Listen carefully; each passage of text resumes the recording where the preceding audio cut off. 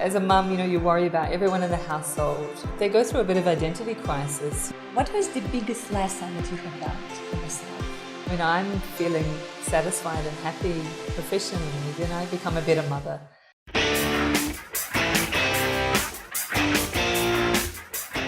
Welcome to YanaTV. We know that in the modern world, more and more women decide to start their own businesses, not only to support their families, but also to find a creative outlet for their souls. And today's guest, Michaela Anchan, is a beautiful example of a woman who decided to pursue her dreams. Michaela is the founder of Woolworks, a co-working space for women. Michaela, this is so awesome to have you here today. Thank you for having me, Yana. And for your company, Woolworks, why did you decide to start it? Okay, so I spent about 5 years at home as a stay-at-home mum. Mm-hmm. And during that time, I was trying to start a couple of different businesses and was also studying and trying to work from my home office. Most of the time, I felt very frustrated, distracted, and I was always being interrupted by the kids or found it very hard to separate myself from what was going on at home. So I knew I needed to work outside the house. When I moved to Singapore and I had my second child, as soon as he was about 6 months, I have to get out of here. I need to get something done. I understand. If ever anything is going to happen, I have to get out of here. So I found out about co-working, which I thought was a really awesome concept. So I looked at what was available in Singapore. And most of them I felt were really focused on this kind of startup accelerator tech developer scene, which wasn't really the atmosphere I was looking for. Mm-hmm.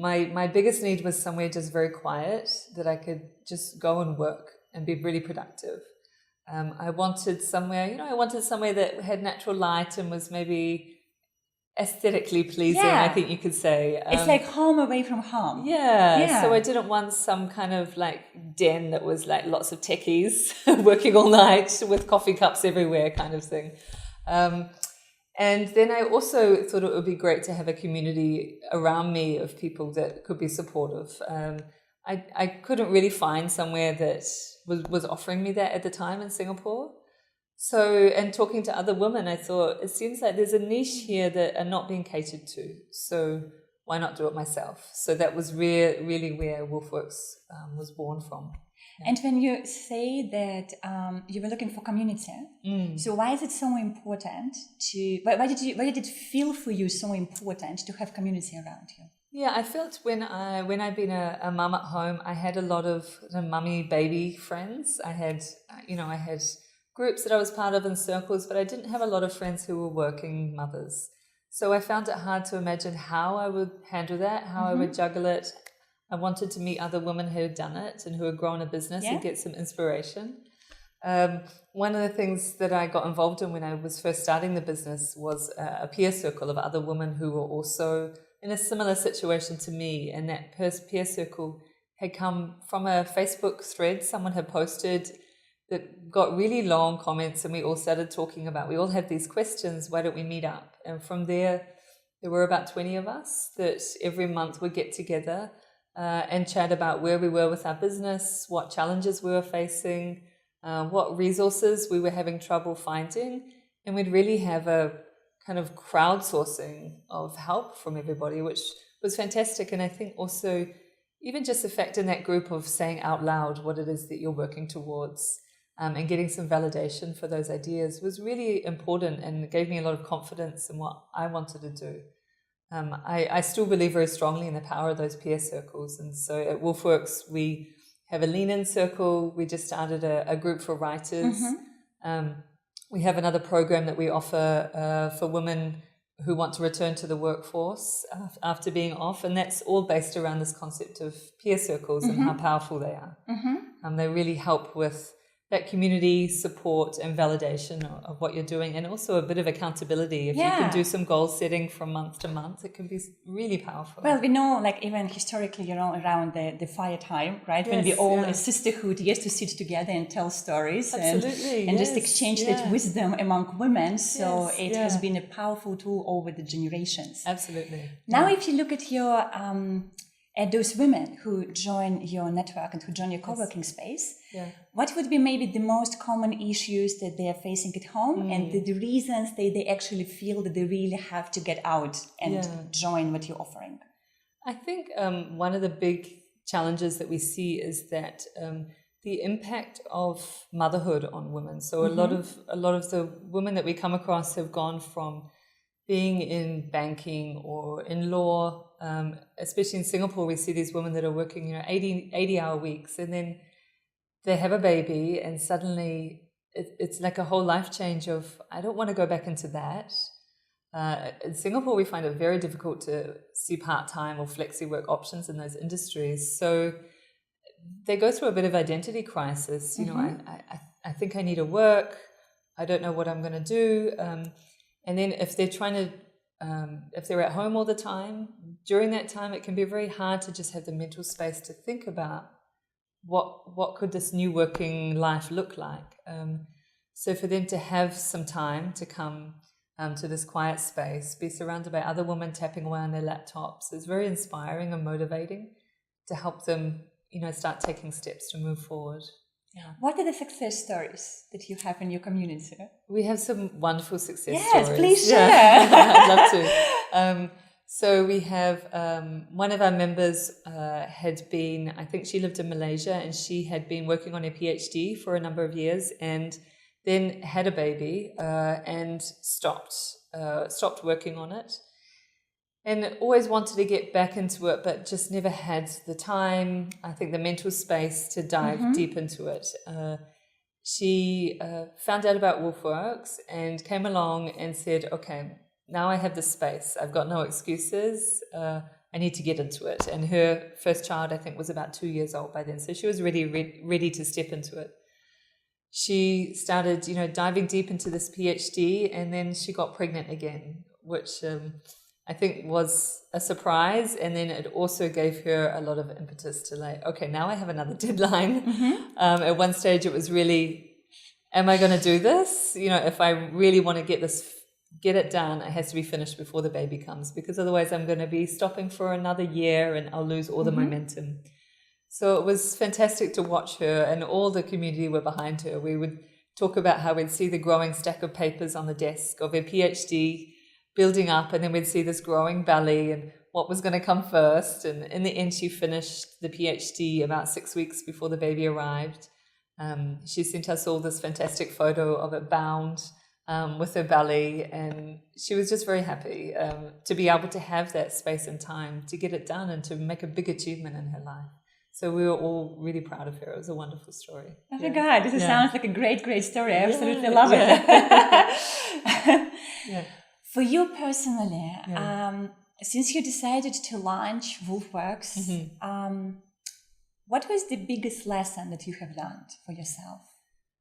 I think my biggest lesson, and I'm still working on it, is that difference between working in your business and working on your business. Yeah, that's a good one for entrepreneurs. Yes. Actually, we had last night at our space, we have these monthly networking nights, and it was the topic of our last night's discussion, so it's also on my mind.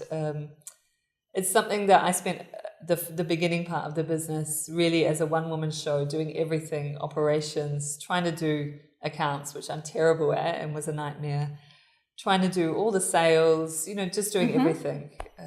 Finding it difficult to justify paying somebody else, but also feeling very burnt out and never seeing my kids, which was then difficult for me.